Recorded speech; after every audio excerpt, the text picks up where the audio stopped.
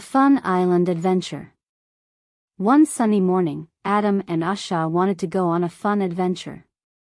"Let's explore the island," said Grandpa with a big smile. First, they rode their bicycles along the beach. The wind felt nice on their faces. "Wheee! This is fun," said Aasha, ringing her bell.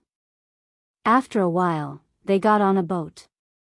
The boat went, boom, splash, across the water. They looked down and saw fish swimming. "Look! So many fish," said Adam. Next, they climbed into a bus to ride through the jungle. Beep beep, went the bus.